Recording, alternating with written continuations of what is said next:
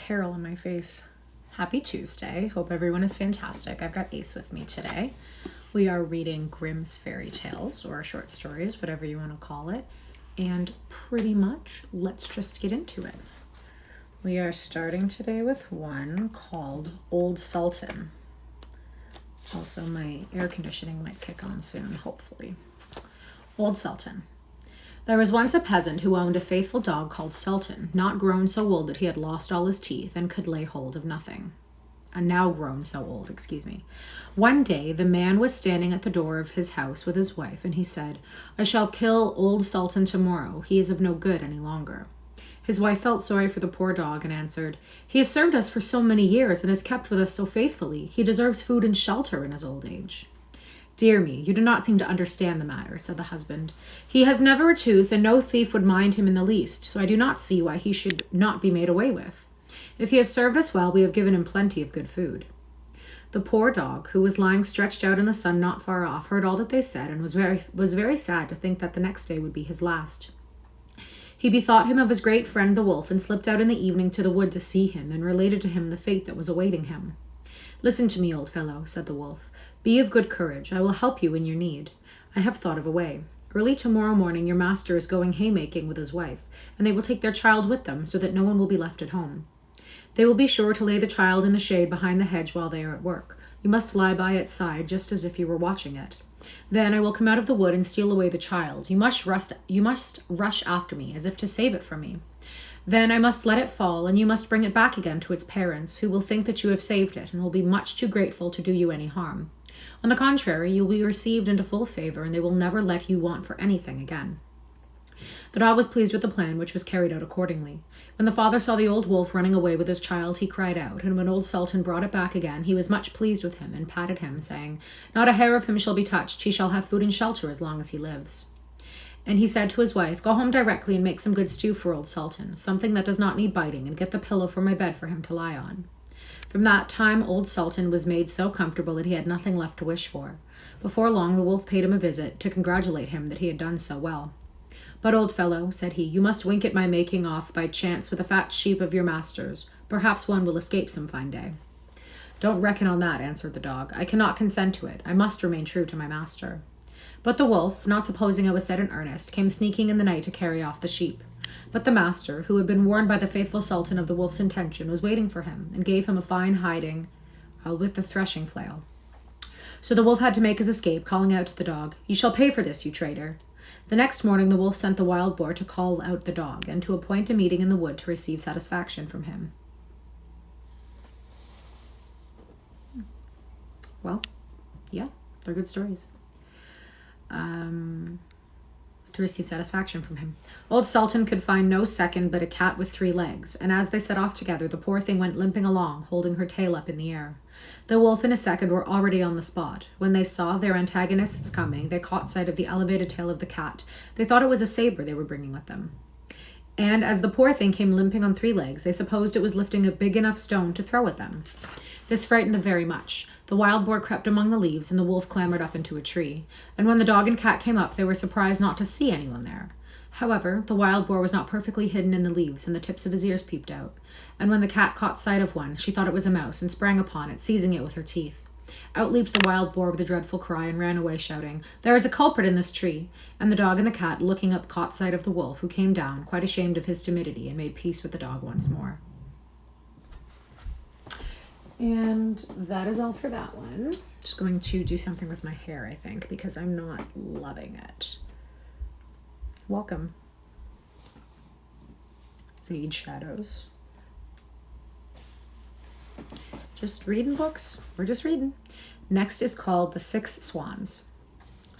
Once upon a time, a king was hunting in a great wood, and he pursued a wild animal so eagerly that none of his people could follow him. When evening came, he stood still, and looking round him, he found that he had lost his way, and seeking a path, he found none. Then all at once he saw an old woman with a nodding head coming up to him, and it was a witch. "My good woman," said he, "can you show me the way out of the wood?"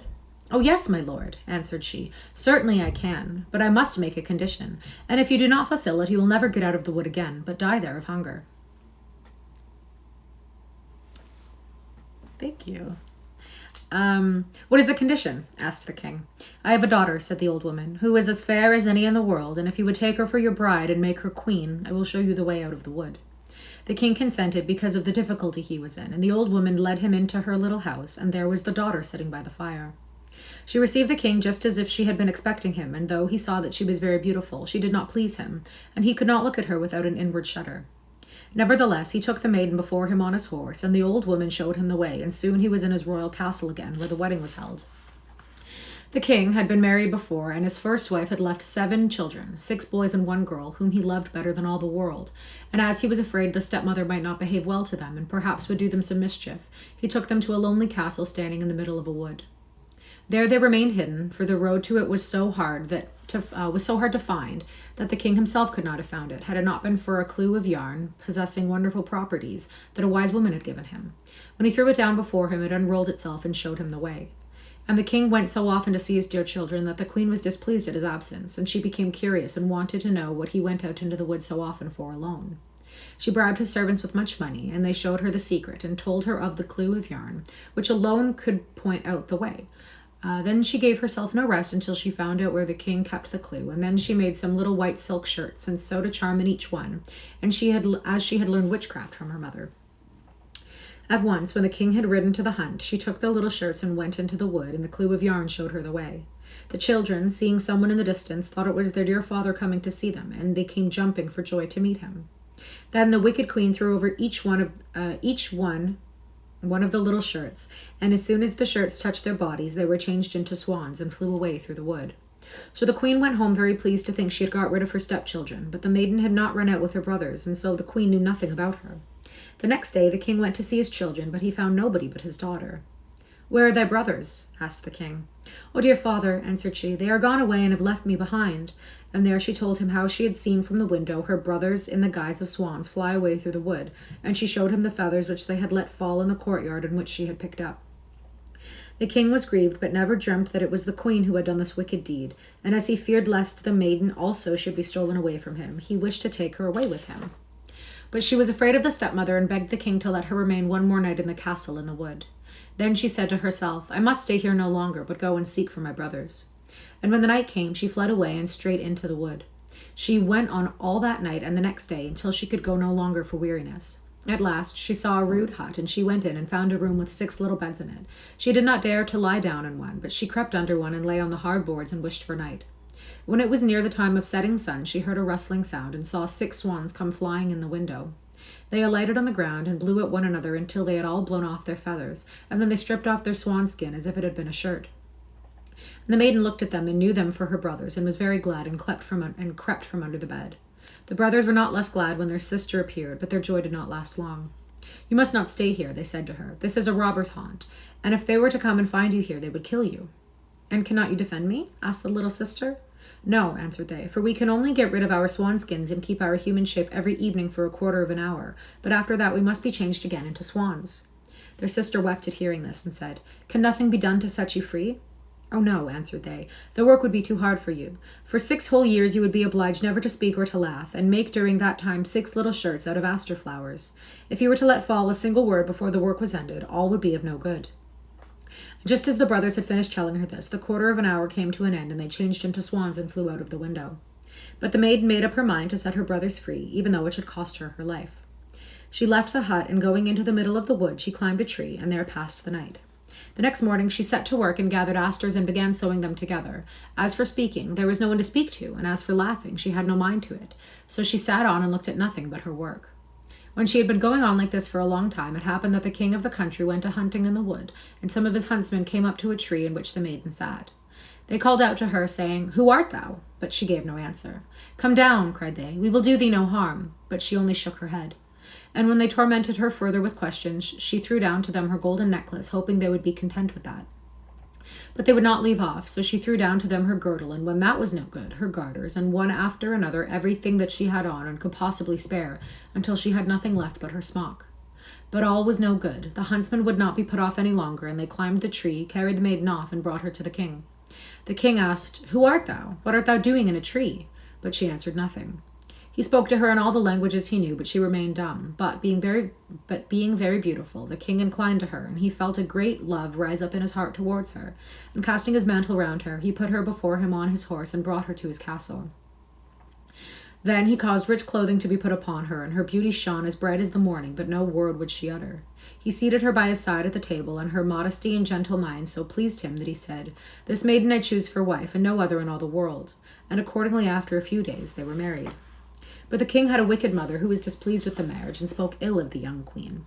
"Who knows where the maid can have come from," said she, "and not able to speak a word? She is not worthy of a king." After a year had passed, and the queen brought her first child into the world, the old woman carried it away, and marked the queen's mouth with blood as she lay sleeping. Then she went to the king and declared that his wife was an eater of human flesh. The king would not believe such a thing, and ordered that no one should do her any harm. And the queen went on quietly sewing the shirts and caring for nothing else. The next time that a fine boy was born, the wicked stepmother used the same deceit, but the king would give no credence to her words, for he said, "She is too tender and good to do any such thing, and if she were only not dumb and could justify herself, then her innocence would be as clear as day." When for the third time the old woman stole away the newborn child and accused the queen, who was unable to say a word on her defense, the king could do no other but give her up to justice, and she was sentenced to suffer death by fire. The day on which her sentence was to be carried out was the very last of the sixth year of the years during which she had neither spoken nor laughed, to free her dear brothers from the evil spell. The 6 shirts were ready, all except one which wanted the left sleeve.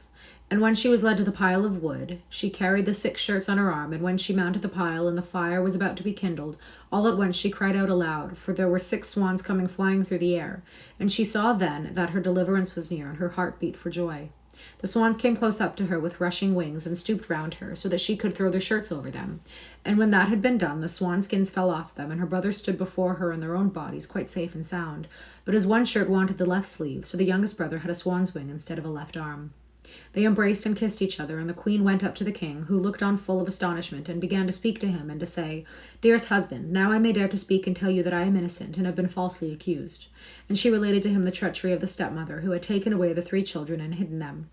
And she was reconciled to the king with great joy, and the wicked stepmother was bound to the stake on the pile of wood and burnt to ashes.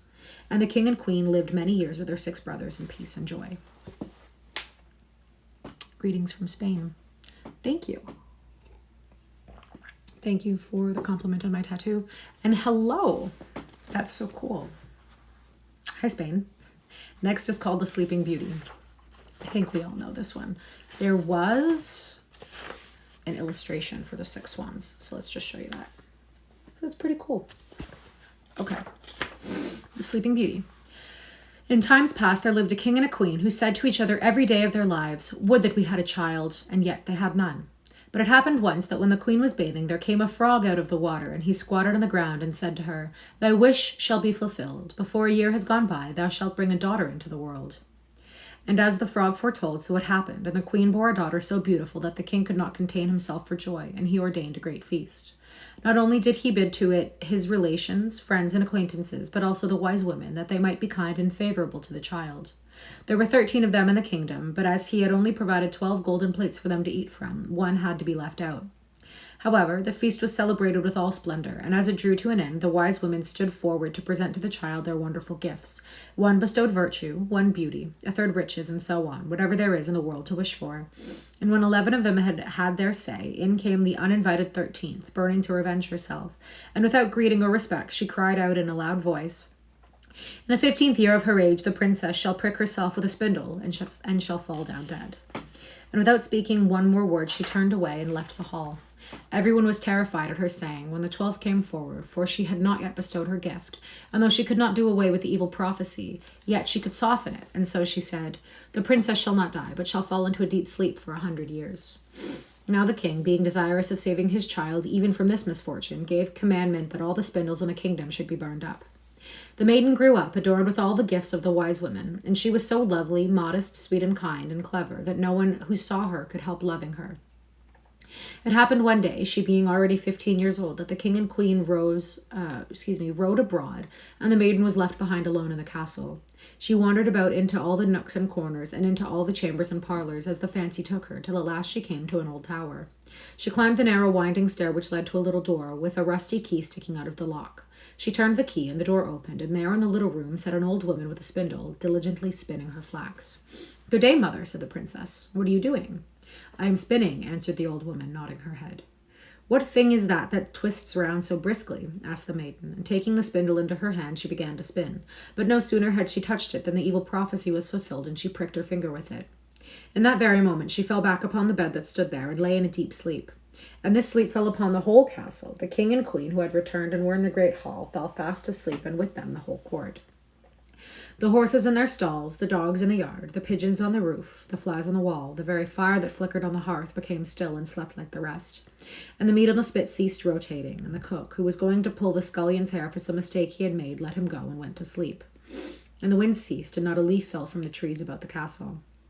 Then round about the place there grew a hedge of thorns, thicker every year, until at last the whole castle was hidden from view, and nothing of it could be seen but the vein on the roof. Here's the illustration for Sleeping Beauty. We're not done yet, though. And a rumor went abroad in all the country of the beautiful sleeping Rosamond, for so was the princess called. And from time to time many kings' sons came and tried to force their way through the hedge. But it was impossible for them to do so, for the thorns held fast together like strong hands, and the young men were caught by them, and not able to get free, there died a lamentable death.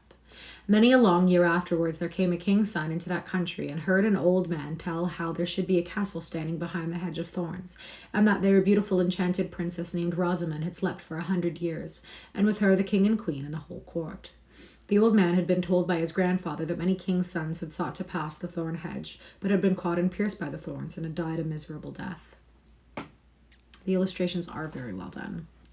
Then said the young man, "Nevertheless, I do not fear to try. I shall win through and see the lovely Rosamond." The old man tried to dissuade him, but he would not listen to his words. For now the 100 years were at an end, and the day had come when Rosamond should be awakened. When the prince drew near the hedge of thorns, it was changed into a hedge of beautiful large flowers, which parted and bent aside to let him pass, and then closed behind him in a thick hedge. When he reached the castle yard, he saw the horses and brindled hunting dogs lying asleep, and on the roof the pigeons were sitting with their heads under their wings. And when he came indoors, the flies on the wall were asleep, the cook in the kitchen and his hand lifted upward to strike the scullion, and the kitchen maid had the black fowl on her lap ready to pluck. Then he mounted higher and saw in the hall the whole courtyard lying asleep, and above them, on their thrones, slept the king and the queen. On still he went further, and all was so quiet that he could hear his own breathing, and at last he came to the tower and went up the winding stair and opened the door of the little room where Rosamond lay. And he saw her looking so lovely in her sleep he could not turn away his eyes, and presently he stooped and kissed her, and she awakened and opened her eyes and looked very kindly on him. And she rose, and they went forth together, and the king and queen and whole court waked up, and gazed on each other with the greatest eyes of wonderment. And the horses in the yard got up and shook themselves, and the hounds sprang up and wagged their tails. The pigeons on the roof drew their heads up from under their wings, looked round, and flew into the field. The flies on the wall crept on a little further. The kitchen fire leapt up and blazed. The cook cooked the meat. The joint on the spit began to roast. The cook gave the scullion such a box in the ear that he roared out, and the maid went on plucking the fowl. Then the wedding of the prince and Rosamond was held with all splendor, and they lived very happily together until their lives ended. Thank you for joining. Next is called King Thrushbeard. A king had a daughter who was beautiful beyond measure, but so proud and overbearing that none of her suitors were good enough for her. She not only refused one after another, but made a laughingstock of them. Once the king appointed a great feast and bade all the marriageable men to it from far and near. And they were all put in rows according to their rank and station. First came the kings, then the princes, the dukes, the earls, the barons, and lastly the noblemen. The princess was led in front of the rows, but she had a mocking epithet for each. One was too fat. "What a tub," said she. Another too tall. "Long and lean is ill to be seen," said she. A third too short. "Fat and short, not fit for court," said she. A fourth was too pale. "A regular death's head." A fifth too red-faced. "A gamecock," she called him. The sixth was not well made enough. "Green wood, ill-dried," cried she. So everyone had something against him, and she made especially merry over a good king who was very tall and whose chin had grown a little peaked. "Only look," cried she, laughing. "He has a chin like a thrush's beak." And from that time they called him King Thrushbeard. But the old king, when he saw that his daughter had mocked everyone and scorned all the assembled suitors, swore in his anger that she should have the first beggar that came to the door for a husband. A few days afterward came a traveling ballad singer and sang under the window in hopes of a small alms. When the king heard of it, he said that he must come in. And so the ballad singer entered in his dirty, tattered garments and sang before the king and his daughter. When he had done, he asked for a small reward. But the king said, "Thy song has so well pleased me that I will give thee my daughter to wife."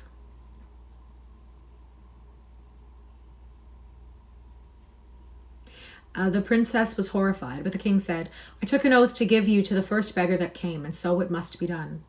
There was no remedy. The priest was fetched, and she had to be married to the ballad singer out of hand. When all was done, the king said, "Now, as you are a beggar wife, you can stay no longer in my castle, so off with you and your husband." The beggar man led her away, and she was obliged to go forth with him. On the way they came to a great wood, and she asked, "Oh, whose is this forest, so thick and fine?" He answered, "It is King Thrushbeard's, and might have been thine." And she cried, "Oh, I was a silly young thing, I'm afeard. Would I had taken that good King Thrushbeard." Then they passed through a meadow, and she asked, "Oh, whose is this meadow so green and fine?" He answered, "It is King Thrushbeard's, and might have been thine." And she cried, "I was a silly young thing, I am afeard. Would I had taken that good King Thrushbeard." Then they passed through a great town, and she asked, "Whose is this city so great and fine?" He answered, "Oh, it is King Thrushbeard's, and might have been thine." And she cried, "I was a silly young thing, I'm afeard. Would I had taken that good King Thrushbeard." Then said the beggar man, "It does not please me to hear you always wishing for another husband. Am I not good enough for you?" And at last they came to a very small house, and she said, "Oh, dear me, what poor little house do I see? And whose, I would know, may this wretched hole be?" The man answered, "That is my house and thine, where we must live together." She had to stoop before she could go in the door. "Where are the servants?" asked the king's daughter. "What servants?" answered the beggar man. What do you want to have done, you must do yourself. Make a fire quick and put on water and cook me some food. I am very tired." But the king's daughter understood nothing about fire making and cooking, and the beggar man had to lend a hand himself in order to manage it at all. And when they had eaten their poor fare, they went to bed. But the man called up his wife very early in the morning in order to clean the house. For a few days they lived in this indifferent manner until they came to the end of their store. "Wife," said the man, "this will not do. Stopping here and earning nothing. You must make baskets." So he went out and cut willows and brought them home, and she began to weave them, but the hard twigs wounded her tender hands. "I see this will not do," said the man. "You had better try spinning." So she sat her down and tried to spin, but the harsh thread cut her soft fingers so that the blood flowed. "Look now," said the man, "you are no good at any sort of work. I made a bad bargain when I took you. I must see what I can do to make a trade of pots and earthen vessels. You consider the market and offer them for sale." "Oh dear," thought she, "suppose while I am selling in the market, people belonging to my father's kingdom should see me, how they would mock me." But there was no help for it. She had to submit or else die of hunger. The first day all went well. The people bought her wares eagerly because she was so beautiful and gave her whatever she asked, and some of them gave her the money and left the pots after all behind them. And they lived on these earnings as long as they lasted, and then the man bought a new number of pots. So she seated herself in a corner of the market and stood the wares before her for sale. All at once a drunken horse soldier came plunking by and rode straight into the midst of her pots, breaking them all into 1,000 pieces. She could do nothing for weeping. "Oh dear, what will become of me?" cried she. "What will my husband say?" And she hastened home and told him her misfortune. "Who ever heard of such a thing as sitting in the corner of the market with earthenware pots?" said the man. "Now leave off crying. I see you are not fit for any regular work. I have been asking at your father's castle if they want a kitchen maid, and they say they don't mind taking you. At any rate, you will get your victuals free." And the king's daughter became a kitchen maid, to be at the cook's beck and call, and to do the hardest work. In each of her pockets she fastened a little pot, and brought home in them whatever was left, and upon that she and her husband were fed. It happened one day, when the wedding of the eldest prince was celebrated, the poor woman went upstairs and stood by the parlor door to see what was going on. And when the place was lighted up and the company arrived, each person handsomer than the one before, and all was brilliancy and splendor, she thought on her own fate with a sad heart, and bewailed her former pride and haughtiness which had brought her so low, and plunged her in so great poverty. And as the rich and delicate dishes, smelling so good, were carried to and fro every now and then, the servants would throw her a few fragments, which she put in her pockets, intending to take home. And then the prince himself passed in clothed in silk and velvet, with a gold chain round his neck. And when he saw the beautiful woman standing in the doorway, he seized her hand and urged her to dance with him. But she refused, all trembling, for she saw it was King Thrushbeard, who had come to court her, whom she had turned away with mocking. It was of no use her resisting. He drew her into the room, and all at once the band to which her pockets were fastened broke. It was of no use her resisting. He drew her into the room, and all at once the band to which her pockets were fastened broke, and the pots fell out, and the soup ran about, and the fragments were all scattered all around. And when the people saw that, there was a great laughter and mocking, and she felt so ashamed that she wished herself 1,000 fathoms underground. She rushed to the door to fly from the place, when a man caught her just on the steps, and when she looked at him, it was King Thrushbeard again. He said to her in a kind tone, "Do not be afraid. I and the beggar man with whom you lived in the wretched little hut are for one. For love of you, I disguised myself, and it was I who broke your pots in the guise of a horse rider. I did all that to bring down your proud heart and to punish your haughtiness, which caused you to mock at me." Then she wept bitterly and said, "I have done great wrong, and am not worthy to be your wife." But he said, "Take courage. The evil days are gone over. Now let us keep our wedding day." Then came the ladies in waiting and put on her splendid clothing, and her father came and the whole court and wished her joy on her marriage with King Thrushbeard. And then the merrymaking began in good earnest. I cannot help wishing that you and I could have been there too. Okay, the next one is rather long, and it's Snow White. So let's save that for Thursday, because I will not be here tomorrow. So yeah, that's all for today. I will upload this on YouTube. It's the same name as this channel, K.A. Reads Classics. It's all one word, no space. Thank you so much for joining me, and I hope you have a fantastic day. Thanks. Bye.